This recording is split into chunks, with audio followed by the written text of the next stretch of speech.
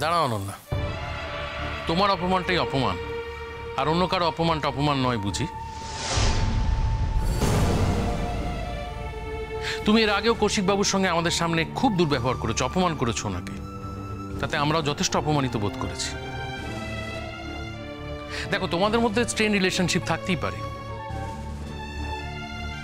কিন্তু আমরা না কল্পনাও করতে পারি না যে কেউ তার নিজের মামার সঙ্গে এরকম ব্যবহার করতে পারে। আর তোমার যিনি মামা, তিনি আমাদের গুনগুনের বাবা হন সম্পর্কে। ফলে ওই ঘটনায় আমাদের গুনগুনেরও অপমানিত হওয়ার যথেষ্ট কারণ আছে। তুই আমাদের অতিথি অনন্যা, আমরা কোনোভাবেই চাইবো না তোমাকে অপমান বা অসম্মানিত করতে, কিন্তু তুমি যদি ওদের আপনজন ভাবতে না পারো, তাহলে সৌজন্যকেও নিজের লোক ভাবার কোনো কারণ তোমার নেই। মানে যে নিজের লোক হওয়ার সুবাদে তুমি ওকে ওর আইবুড়ো ভাতের খাবার খাইয়ে দিতে পারো। বুঝতে পেরেছো? ভেসে চলে যায় সময়ের খড়কুটো, ভেসে চলে যায় সময়ের খড়কুটো, মেঘে ডুবে থাকা বিষাদের মায়ার ঘর বাড়ি জুড়ে বহু জন্মের ধুলো, আঁকড়ে ধরাই আজ সম্বল, ভেসে চলে যায় সময়ের খড়কুটো।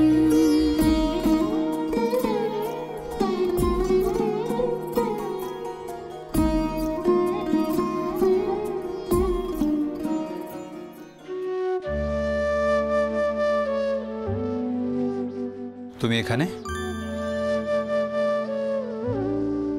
আমার বাড়ি, আমি যেখানে ইচ্ছে থাকতে পারি, তুমি এখানে? তুমি চলে এলে না, মানে নিচে অনুষ্ঠান হচ্ছে, সবাই আছে ওখানে, তুমি চলে এলে হুট করে, আমি সেজন্য একটু থেকে এখানে চলে এলাম। আমার খুব গিল্ট ফিল হচ্ছে মেঘমালা। তুই যদি সত্যি আমার কারণ ওখান থেকে চলে এসে গিয়ে থাকো,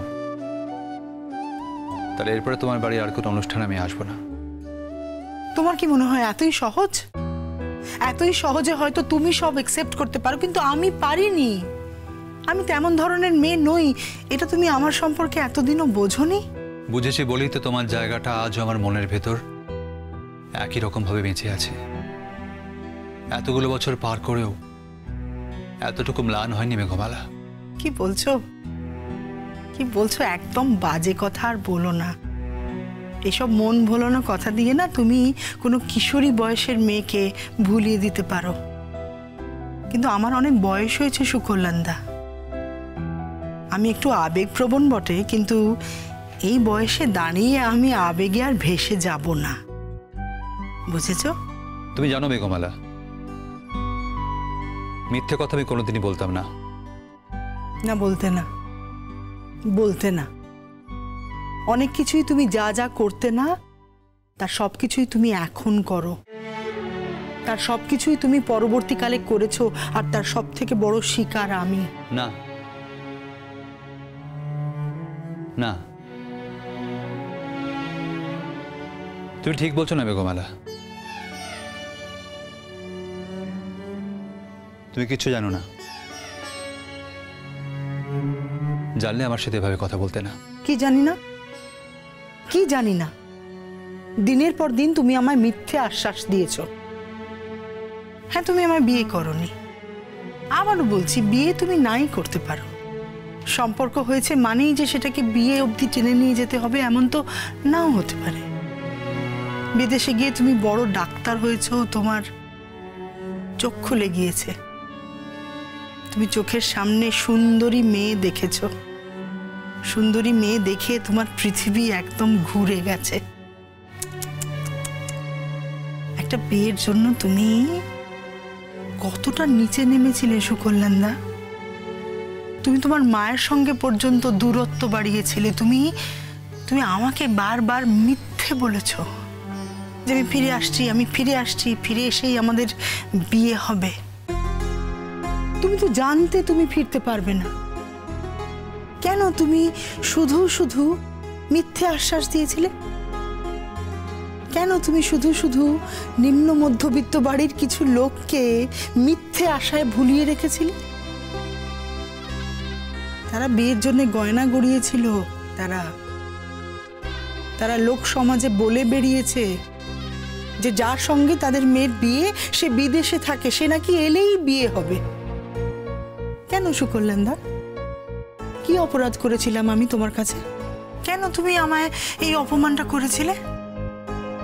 কেন তুমি আমায় সেদিন এসে বলতে পারোনি যে মেঘমালা আমি তোমায় আর বিয়ে করতে পারবো না, আমার জীবনে অন্য কেউ একজন এসে গেছে, ব্যাস ফুরিয়ে যেত? আমি তো তোমাকে সব কথা খুলে বলতেই চাই মেঘমালা, কিন্তু আমি আর শুনতে চাই না। আমি সত্যি আর শুনতে চাই না। যা তুমি জানো না তাও শুনতে চাও না? কি জানি না, কি জানি না। আমার তো মনে হয় না তোমার জীবনে এমন কিছু আছে যা আমি জানি না।